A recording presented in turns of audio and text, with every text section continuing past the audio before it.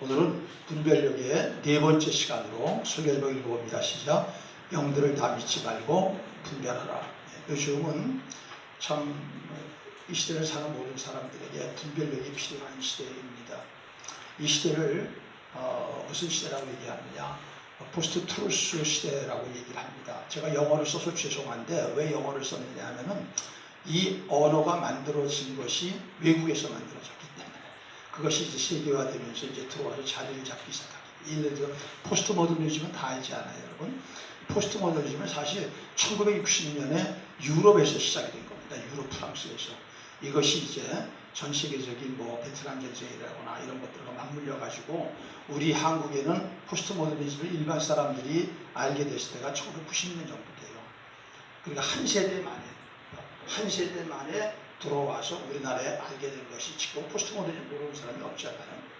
그와 같이 이 포스트 트루스, 우리나라 말로 번역을 하면은 탈진실 시대 이렇게 얘기를 할 수 있어요. 탈진실 시대.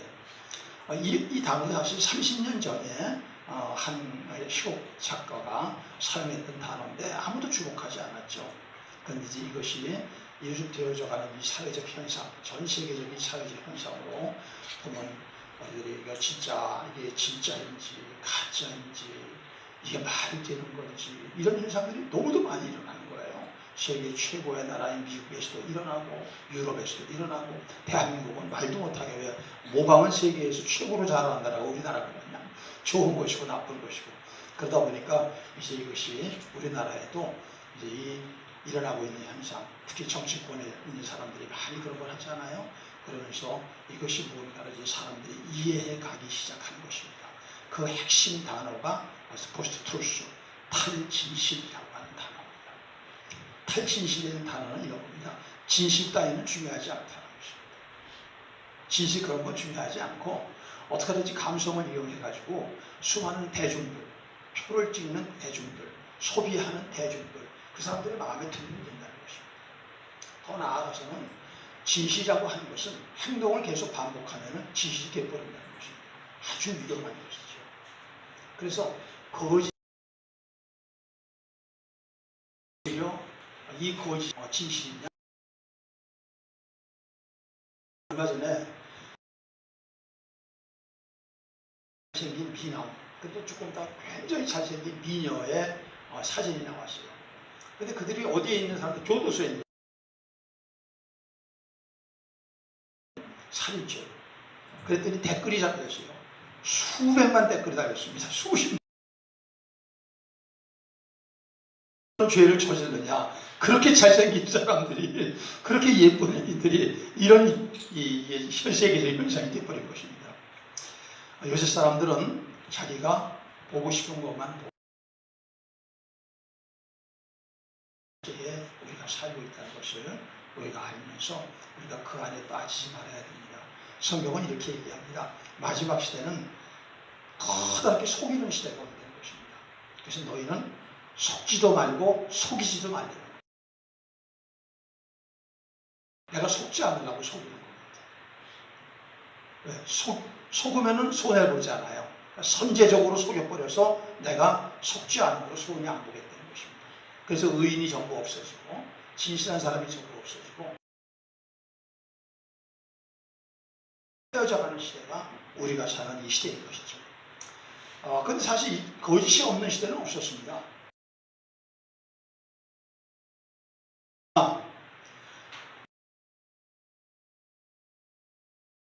그게 문제가 아닐 거니까요. 없는 그러한 시대가 펼쳐지는 것입니다. 그 기술을 통하여서 이것이 정기에 빠질 수밖에 없는 이런 아주 오늘 본문을 통하여 통찰력을 얻고 우리가 그리스도인들이 되시기를 주의 이름으로 축복합니다. 오늘 성경은 이렇게 시작합니다. 4장 1절입니다. 읽습니다. 시작. 사랑하는 자들아 영을 다 믿지 말고 오직 영들이 하나님께 속하였나 분별하라. 많은 거짓 선지자가 세상에 나왔습니다. 우리가 본문으로 택한 요한 1서는 사도 요한이 기록한 것이죠. 사도 요한의 이 요한 1서를 기록한 배경은 뭐냐? 그리스도인들이 너무도 무기력하고 그리스도인들이 너무나도 힘들고 그리스도인들이 너무나도 무분별하게 이 시대에 그리스도인들이 살아가게 됩니다. 특별히 이단들로 인해서. 그래서 그것을 보고 안타까워서 이 이단들에게 넘어가는 이유는 딴 거 아니거든요. 딱 하나. 하나님과 교제가 없는 사람이 넘어가는 거예요. 따라합시다. 하나님과 교제가 없으면 나도 이단에 넘어갈 수가 있다. 신앙은 하나님과의 교제입니다. 교제를 보면서 사귐이라고 그랬죠. 코이노니아. 이게 없는 사람은 넘어갈 수밖에 없어요. 앞으로. 다 떨어져 나갑니다. 쓰나미처럼 떨어져 나갑니다. 완전히 그냥 태풍에 쏠리듯이 그렇게 떠나게 돼 있어요. 그래서 신앙은 사귐이다. 그래서 이 주제가 참되신 하나님과의 교제, 사귐이 주제입니다. 그래서 오늘 이 시대는 이 사도 요한이 기록한 시대는 오늘날 같이 어떤 목사가 한 군데에서 목회를 하는 시대가 아닙니다. 목회자가 절대적으로 부족하고 이제 아직까지 여러 가지 정비가 안 된 시대죠. 수문의 전도자가 돌아다니면서 여기서 와서 며칠 설교하고 몇 주 설교하고 길어봤자 뭐 몇 달 설교하고 또 가고 이러다 보는 것입니다. 그러다 보니까 여러 사람들의 그 수문의 목회자가 왔다 갔다 하는 것이죠. 문제는 그 사람들이 진짜인지 가짜인지를 구별할 수가 없이 되었다는 것입니다. 그래서 오늘 이 사장에서 특별히 영들을 분별하라고 권면하고 있는 것입니다. 자, 우리가 왜 영들을 분별해야 될까요? 영들을 분별하다는 것은 뭘 위해서 분별하는 거예요? 사람을 분별하기 위해서입니다. 사람을. 우리는 많은 사람들을 만납니다. 교회에서도 많은 사람이 있습니다. 많은 집사가 있습니다. 많은 중직자가 있습니다. 또 많은 한교회에도 많은 목회자가 있습니다. 그러나 그들이 다 하나님께 속한 사람은 아니다는 것입니다. 문제는 그런 사람을 무분별하게 접하고 대화하고 사귀고 영향을 받다 보면은 우리는 속을 수 있다는 것이죠. 분별하지 않으면 이 속는 게 왜 나쁠까? 영적인 것은 단순한 이 세상의 삶만을 좌우하는 게 아닙니다. 영혼을 좌우하는 것입니다. 이단한테 넘어가면 어떻게 돼요? 이단한테 넘어가면 멸망받는 거예요. 그래서 우리는 지금 이 시대가 왜 분별이 필요하느냐? 거짓 선지자가 너무도 많다는 거예요. 거짓 선지자. 여기서 거짓 선지자를 꼭 목사로만 볼 필요 없습니다. 교회 안에 리더 중에서도 거짓 리더가 있을 수 있습니다. 집사 중에도 거짓 집사가 있을 수 있습니다. 중직 중에도 거짓, 교육자 중에도 거짓이 있을 수 있는 거예요. 그것들을 분별해야 된다는 것입니다. 분별하지 않으면 안 된다는 것입니다. 종말의 제일 첫 번째 징조가 뭔지 압니까? 종말의 징조. 마태복음 24장 보면 예수님이 십자가에 못 박히기 전에 감람산에 올라가서 예루살렘을 바라보십니다. 그때 제자들이 옆으로 다가옵니다. 예수님, 인자가 오실 때 세상 끝에는 어떠한 징조가 있습니까? 그럴 때 예수님이 대답하셨습니다. 마태복음 24장 3절 시작. 예수께서 감람산 위에 앉으셨을 때 제자들이 조용히 와서 이르되 우리에게 이르소서 어느 때에 이런 일이 있겠사며 또 주의 임하심과 세상 끝에는 재림과 종말에는 무슨 징조가 있습니까? 그랬을 때 읽어보세요. 너희가 많은 사람이 내 이름으로 와서 이르되 나는 읽어보세요. 미혹한다. 많은 사람. 현대 종교문제연구소라고 있지 않습니까? 우리나라를 대표하는 이단 문제 기관인데요. 탕명한 그분이 이제 돌아가셨죠. 암살당했죠. 저격받아가지고 그 아들이 지금 이제 탁조현이라고 하고 있는데 탁조현 목사 그분도 아마 전도사인가 목사인가 나는 모르겠어요. 그런데 제가 한참 목회할 때 그 매달 월간으로 계속 봤거든요. 그랬더니 자기가 하나님, 자기가 예수님이라고 하는 사람이 한 86명 됐었어요. 지금 더 늘었을까요? 줄었을까요? 더 늘었을 거예요, 지금. 그렇게 많다는 것입니다. 근데 그것이 뭐냐? 종말의 징조다. 사람을 미혹한다는 건 뭐예요? 사람을 혼돈시켜가지고 유혹해서 멸망으로 끌고 가버린다. 이게 무서운 이유는 요한복음 10장 10절 때문에요. 도둑이 오는 것은 도둑질하고 죽이고 멸망시키려는 것뿐이요. 내가 온 것은 양으로 생명을 얻게 하고 더 풍성히 얻게 하려는 것이다. 그냥 속았어. 에이 기분 나빠. 내 재수 없는데. 이게 아니라 그게 속으면은 멸망받는 데는 지옥으로 간다는 거예요. 여러분 지옥은 누가 갑니까? 죄 지은 사람이 갑니까? 아니요. 회개하지 않은 사람, 용서받지 못한 사람이 가는 거예요. 저 분명히 얘기할게요. 성령 받지 못한 사람이 가는 거예요. 왜 그래요? 성령 받지 못하면 미혹을 당하게 돼 있어요. 성령의 인도를 받아야 돼요. 성령 받지 못한 사람은 누구냐? 미혹하는 자. 마귀를 쫓아가는데 지옥은 마귀를 위하여 준비된 곳이에요. 무적이에요. 넘어가는 것입니다. 그래서 분별의 기준은 언제나 유일무이한 성경이다.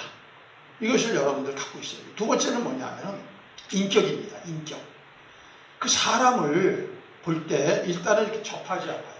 사람을 접하면은 대개 속는 사람들의 특징은 이 사람이 나한테 잘해주느냐, 이 사람이 나한테 유익하냐가 그것이 되게 기준이에요.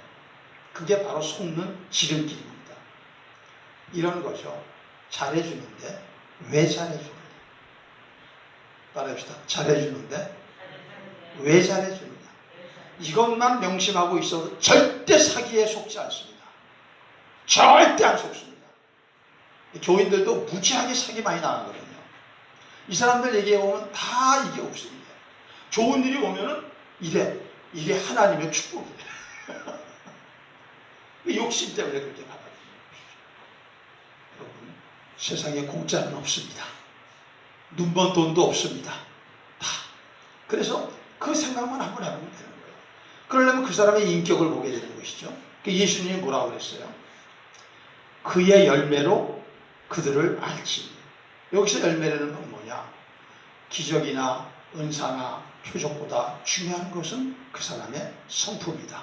더 나아가서 윤리다. 더 나아가서 도덕이다. 이걸 얘기하는 것이죠. 그러니까 윤리가 깨끗해야 돼. 나는요, 쓸데없이 자꾸 남의 거를 갖다가 자꾸 기웃거리는 사람은 믿지 않습니다. 이건 언제나 사고 치려고 이러고 언제든지 반드시 사고 칠 사람이에요.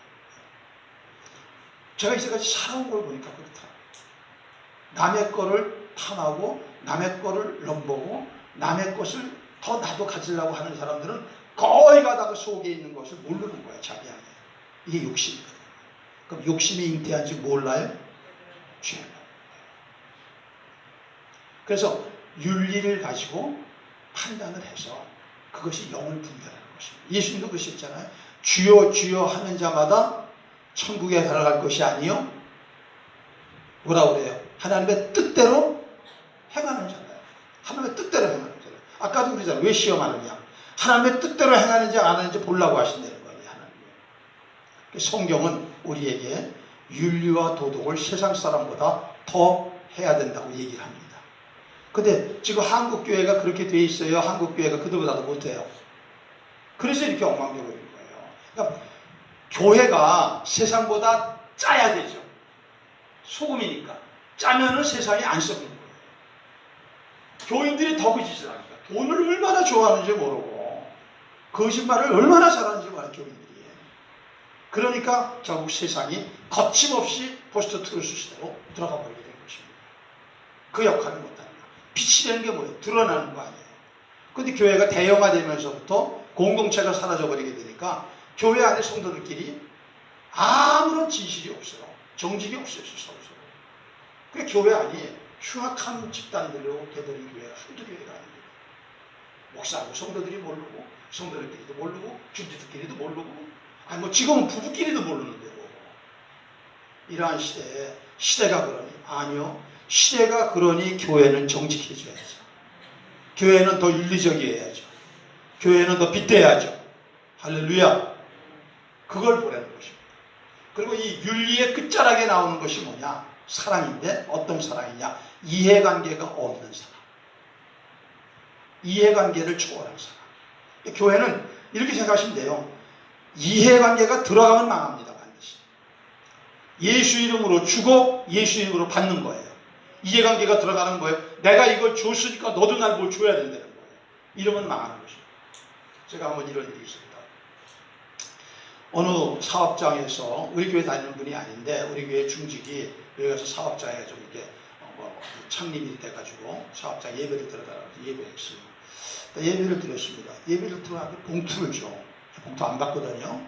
그런데 사람들이 많은 데서 주니까 이거를 계속 안 받는다고 어떻게 할 수가 없더라고요. 그래서 일단 받았어. 그럼 딱 들어왔는데 기분이 아주 더러운 거예요. 왜 그런 거 있죠. 어떤 데 보면 기분이 찝찝하고 더러운 거 있잖아요.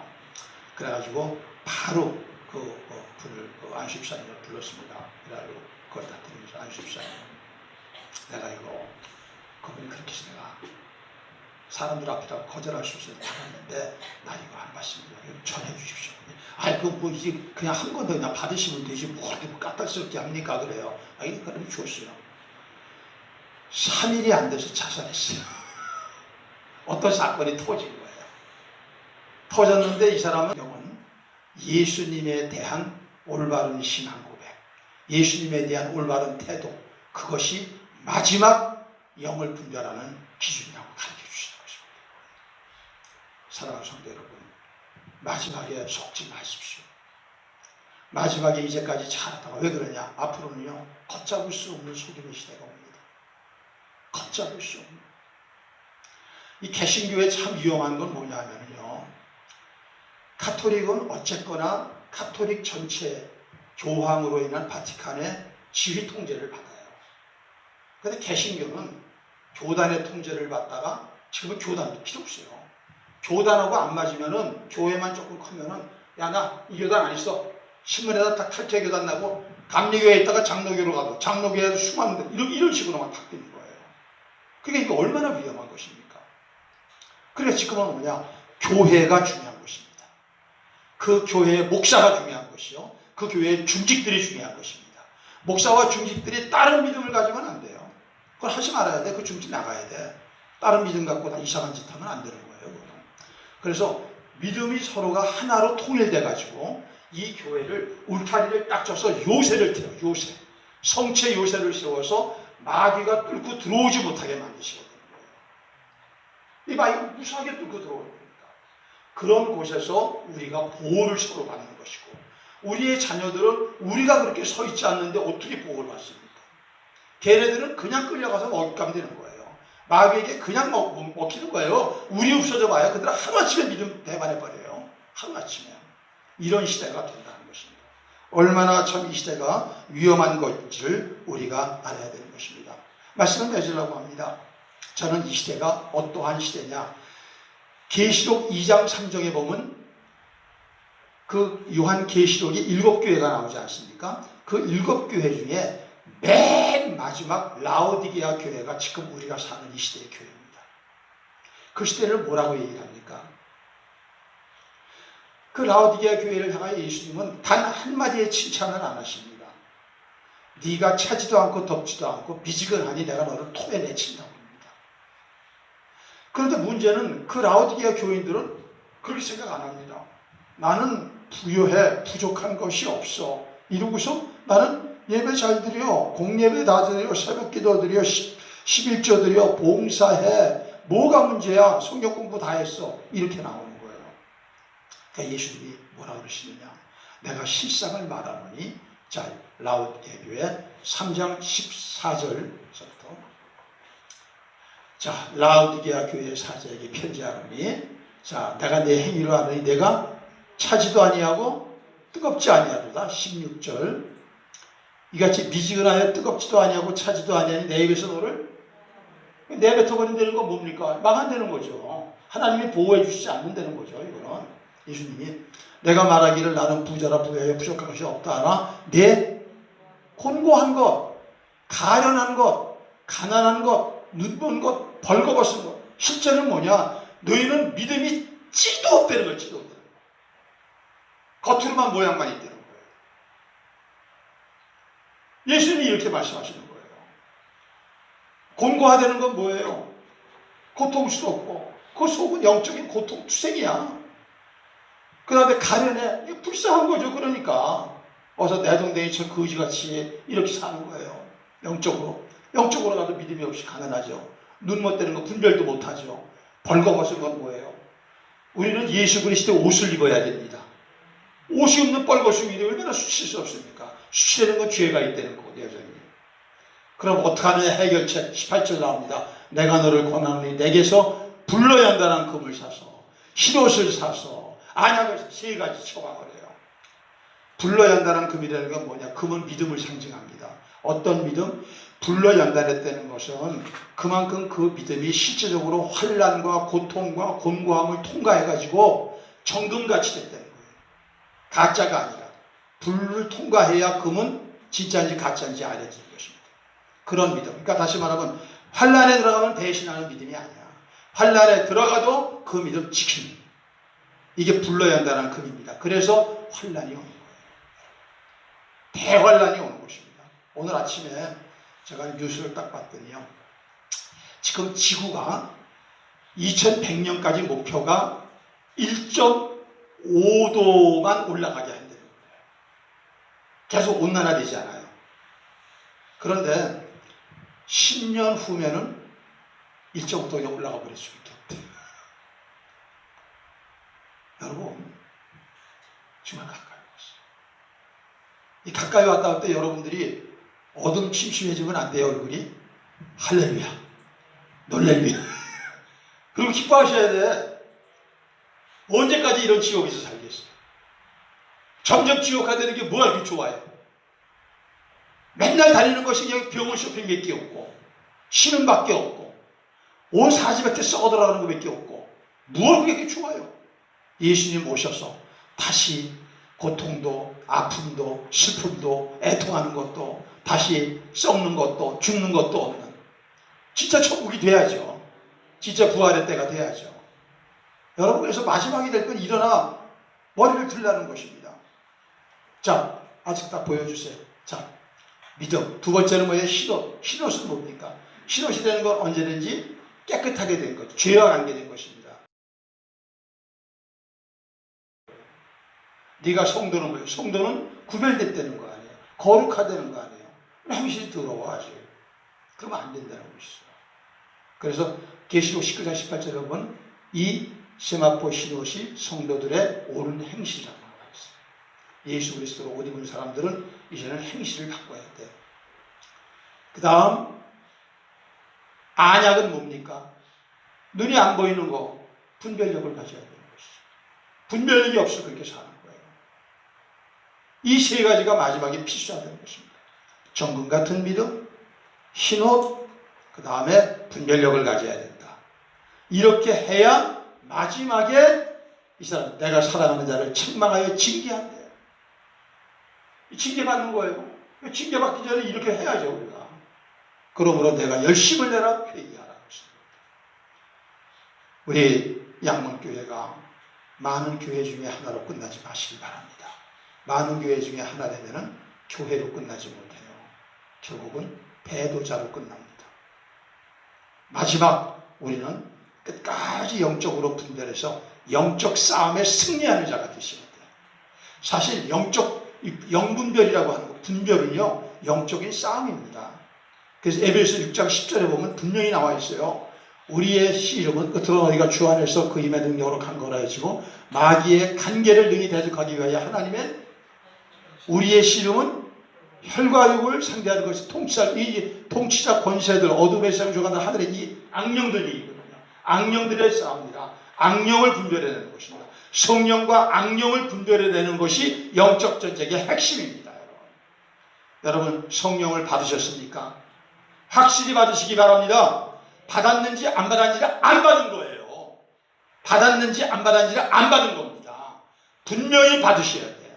받은 거를 분명히 붙들고 붙잡고 끝까지 쫓아가야 돼.